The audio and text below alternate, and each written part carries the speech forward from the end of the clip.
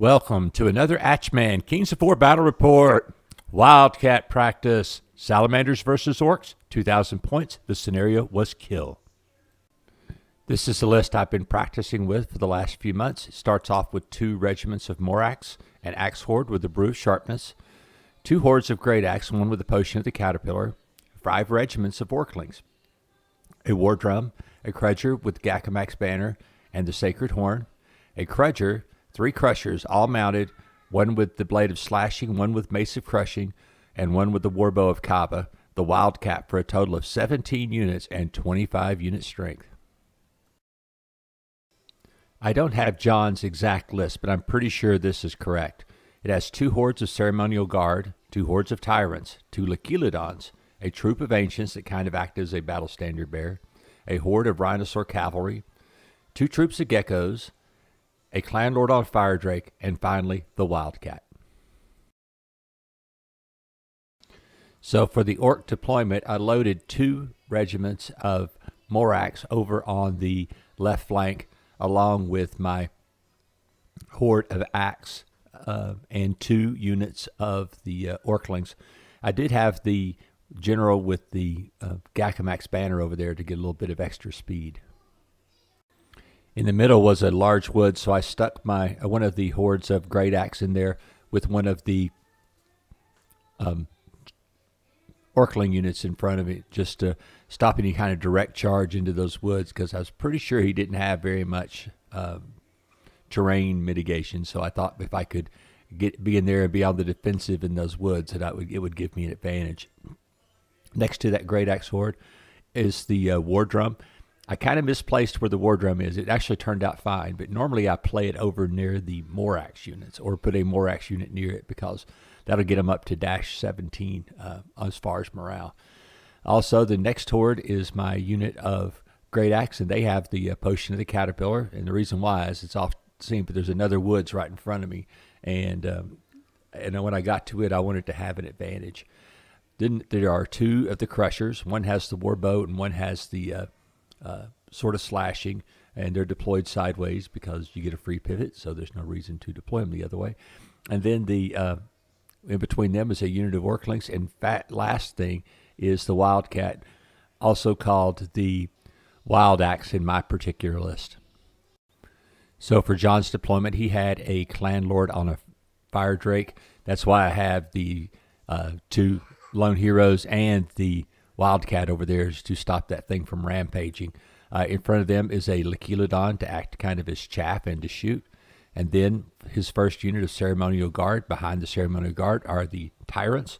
In front of them is a troop of geckos to act as chaff. Then in the very middle is the ancients, which are, obviously to provide some inspire. The big orange elemental is his Wildcat. And then over on the far end is almost the same bookend. It has a troop of geckos, one of the Lachilodons, and then the other horde of ceremonial guard. Behind those is the tyrants, and on the very, very end is his rhinosaur cavalry. Okay, my right flank was threatened by the Lord on a fire drake, so I moved forward a little more tentatively on that flank, and kind of made an echelon formation, if you look at it, in where the upper part of the echelon on the left is loaded versus everything else just kind of staying in line. So what I did was I moved one of the crushers up with the blade of slashing, and he is lined up on the Lachilodon. And then the Orclings moved up. The Wildcat moves up to take cover behind the nice tower that's there. And also the other crusher takes that position as well. That way that if he flies past me, the crusher can get into him and hopefully ground him. The everything else just moved forward. Over in the very middle, the first unit of Orclings moved as far as he could. I was trying to get something in that gap before he could get there. I saw in this game that I had a key advantage over here on the left flank, so I slammed as many units as I could into there to try to overwhelm that unit of Rhino cavalry. And if I could do that, then maybe I could cruise into that unit of ceremonial guard. So I moved one of my crushers forward. The one with the mace of crushing moves up, and he lines up on the Leculodon to probably take it out. And then the Orclings moved up with it as well. The unit of Axe moves up near the wall.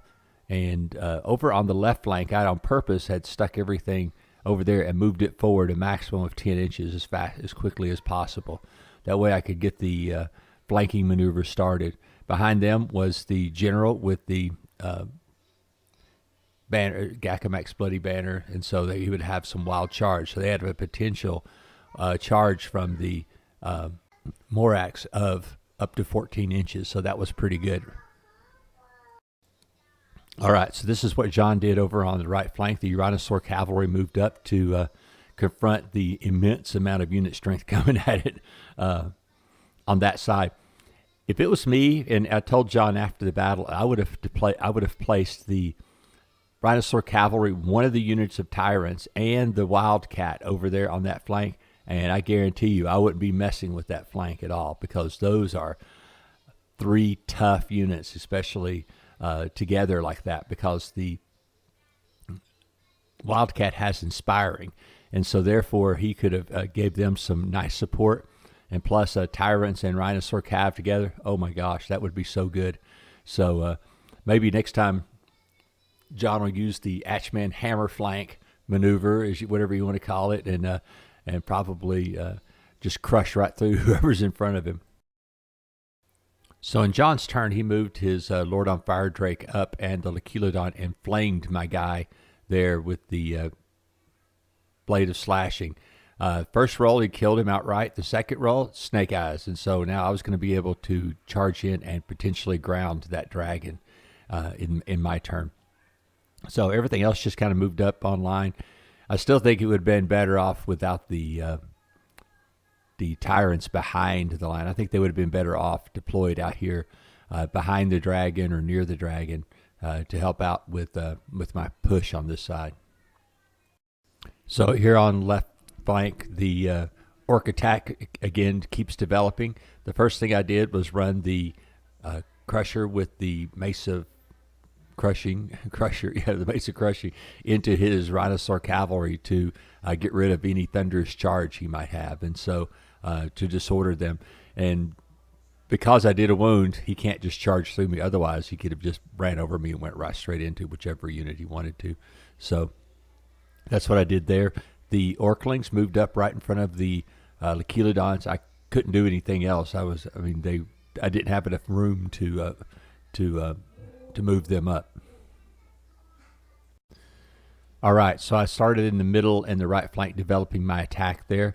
I was just hoping to get a one-on-one confrontation with the Ceremonial Guard, because my Great Axe Hordes are slightly better fighters than they are, even though the Ceremonial Guard have better armor. And so I really thought if I could get in here with a one-on-one fight that I could possibly win it. And over here on the right, I did charge since he snake-eyed my Crusher, I went ahead and did charge one of the Crushers into his dragon and grounded it. Did I think 3 wounds? It was a pretty darn good charge. So now I had his dragon kind of stuck for a turn, and I moved the Wildcat and the other Crusher around there to fight him on the next turn and keep him pinned down so the rest of my army could move forward. So in John's turn, he slaughters my Crusher that had charged into him, but I did manage to do 3 wounds with him, so that was a good thing. His Leculodon goes ahead and charges into my Orclings to keep me from flank charging his Rhinosaur Cav. Though I know they're not much of a threat, but you get 24 attacks. Sometimes dice happen. Everything else just kind of had moved up with him, but he is hurting right here because I have enough stuff to start hooking that flank. So he sends the Tyrants over from behind the Ceremonial Guard to give assistance to the Rhinosaur Cavalry. Everything else he has is moving up slowly in the middle. The one of the units of Geckos goes ahead and charges into my vintage unit of Snotlings. Actually, they're Orclings in this game, but I've had those figures probably since, oh my God, either the early 2000s or the late 90s. So his dragon finally crushed the Crusher, but now he was going to have to deal with the Wildcat and the other Crusher that is there. So I'm going to be able to hold him off a little bit here, at least hold that dragon from getting behind me. And you can see his tyrants have now moved out from behind the ceremonial guard, and they're coming over here to help with this flank. I just think it would have been better if they were already out there at the start of the game instead of behind that unit. But I guess he didn't know which way I was going to deploy, and I do have a lot of drops, so I can understand the thought, because when the other guy has 17 drops, you really have to think about your deployment. So I'm developing my flank attack even more. This turn, the Axe Horde charges into the Rhinosaur Cav, and I moved one unit of Orclings past him, and then the other 2 units of Morax are moving up to try to hook the flank here, since he's brought those tyrants over there. So the only way my flanking maneuver is going to work is if I start pressuring the middle, and so the Orclings ended up in some slap fighting with some of the stuff. I moved my general out, one of my crutchers out, just to give me some inspiring for the Orclings that are out there fighting in the middle of the table. So here on my right flank, the Wildcat and the last Crusher goes ahead and charges into the Lord on Fire Drake. My Orclings charge into his Lachilodon to keep it from flanking into that attack. And finally, I boldly move my unit of Great Axe up into the edge of the woods. I was pretty sure, like I said, he didn't have any terrain mitigation, and I did. So my hope was that if he was going to charge me, that he would charge me and be hindered, and so that would give me an advantage there, because I'd be swinging back on 3s and 3s, which is really good for 25 swings. So his Rhinosaur Cavalry went into my unit of Axe and did 6 or 7 wounds. I can't really see from here, which was really, really good. And then he had moved. He had killed the unit of Orclings in front of his ceremonial guard, and now he was going to have an opportunity to flank into that melee on the following turn. So I was going to have to do something fast to prevent all that from happening. So yeah, he goes ahead and charges his ceremonial guard into my Great Axe Horde, and like I said, I was hoping to have an advantage here because he's going in hindered, and even though he's got 30 attacks, the threat level isn't super huge to me, because I'm going to rain retribution down on him with those Great Axes. You can see on my previous turn, I moved my War Drum in to fight his unit there of Ancients, and the reason why is because I wouldn't get flank charged in the following turn. So I thought that was a good plan at the time. So my turn, I did kill the Rhinosaur Cavalry, and was able to turn slightly to keep from getting flank charged by that unit of Ceremonial Guard. I also moved up my other general up there in front of his tyrant, so he had a choice. He could charge the Mighty Hero or the Orclings. Either way, it was not going to turn out well for him with all that stuff there that could charge him. So I think he wisely just backed up this turn and took a refuge behind his Ceremonial Guard. I did amazing damage to his unit of Ceremonial Guard, but did not kill them. I think I killed him on the first roll, then rolled like a 3 on the second roll, so that was sucked. But something I don't think that John saw it, and I did, and I was asking him why he didn't charge my unit in the flank with the Wildcat, and that's what he does here. We just corrected it because it was so obvious that I just don't think he saw it at first, and I was like, it would be a wise decision to go ahead and do that. So in John's turn, he had to retrograde stuff a little bit to keep from getting in a trap. He backed the Tyrants up so that they wouldn't get charged by the both units of Morax, and then he decided to go ahead and charge my unit of Axe on the Hill since they were down 6 wounds or 7 wounds already. And that's going to be a fearsome charge because Ceremonial Guard are nothing to joke about, and here they come. Despite the tremendous amount of damage I'd taken from the flank charge by the Wildcat and from the unit of Ceremonial Guard, my War Drum protected me from breaking at that point. But then, as you can see, he killed the War Drum, and so now he has moved up to protect the flank of his unit. I had the in one of my turns, I had actually side saddled my unit of Great Axe so that I could go in next into that fight. In my previous turn, I'd killed the dragon. The picture was so blurry, I just didn't want to post it. But I'd killed the dragon and then went ahead and moved forward to within a millimeter of the tyrants. And the tyrants went ahead and charged and killed that crusher, the last one, I think it was. And now are poised to face my Wildcat by themselves. In his turn, he had wavered my axe horde, and so I just disengaged and moved back an inch from him. Then I was able to use my Morax to go ahead and charge into the flank of his ceremonial guard, and then one or both Crudgers, one from each end, to go charging in, because that's going to give me 10 more swings hitting on 3s and wounding on 2s. So that's going to be a big help for the fight there. The Orclings go ahead and charge into the Tyrants, since I've got them kind of on the ropes. And so that's going to be it's going to be able to hold that unit of Tyrants back until I'm hopefully able to deal with this unit of Ceremonial Guard. So here my horde of Great Axe go ahead and charge into the Ancients. I don't think I killed them in one go. I'm not sure why it happened. I did fight back, and I believe I destroyed the Ceremonial Guard this time. Over on the far right, the Wildcat went ahead and charged into the Tyrants. I just needed to keep them out of the fight. I didn't need to beat them. I just wanted them to be not charging into me on the next turn. I was able to kill off his Ceremonial Guard and was able to face toward the Wildcat. The Wildcat's uninjured, so that's not going to be good. If you can see there, my Orclings have been fighting his Lacheladon the entire game, and he kept doing like one wound to me and wavering me like every turn. I think finally killed him on the last turn of the game. The Wildcat, I think he did like 5 wounds to those Tyrants, which is very respectable, but since Tyrants don't waver, that's not going to get it. Okay, the unit of Ceremonial Guard were destroyed by the combined Morax and Crudger charge. So that was a good thing, and got rid of them. And now his Tyrants are in a lot of trouble because everything in the world is looking right down on them on that side of the table.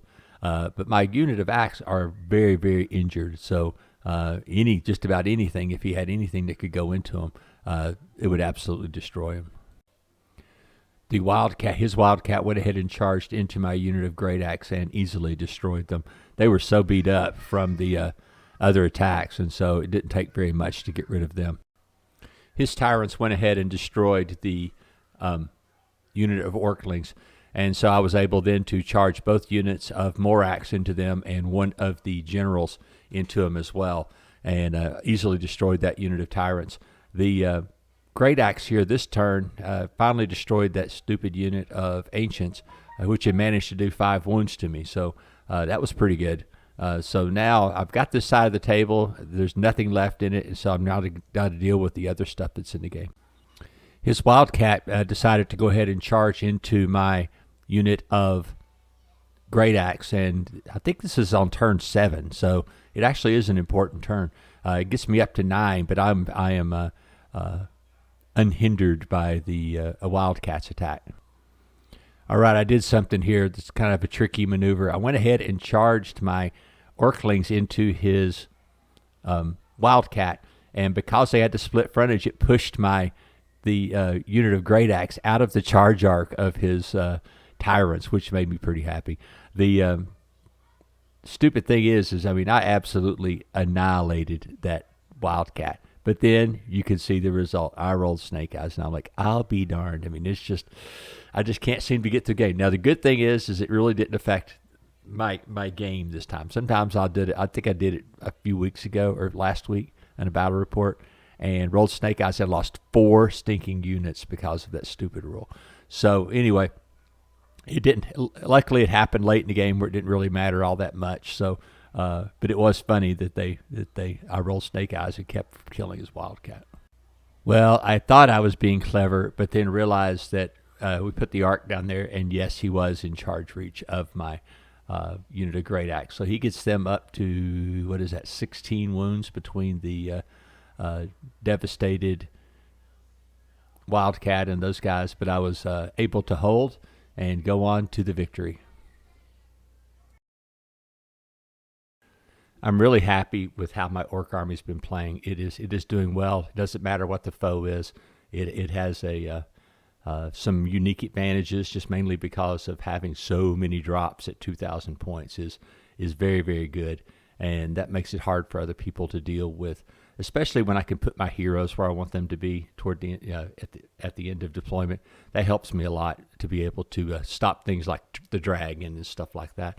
This game is not so much about the power of my army, and for John, his army is every bit as powerful. I mean, he's got those tyrants, he's got the Rhinosaur Cav, he's got the ceremonial guard, which I love. That's a great unit, and I think maybe what got him this game was just deployment. I think if he would have put the tyrants on each end, along with like a tyrant and the dragon together, and one of his Lachilodons for some chaff, and then on the other end, if he would have put the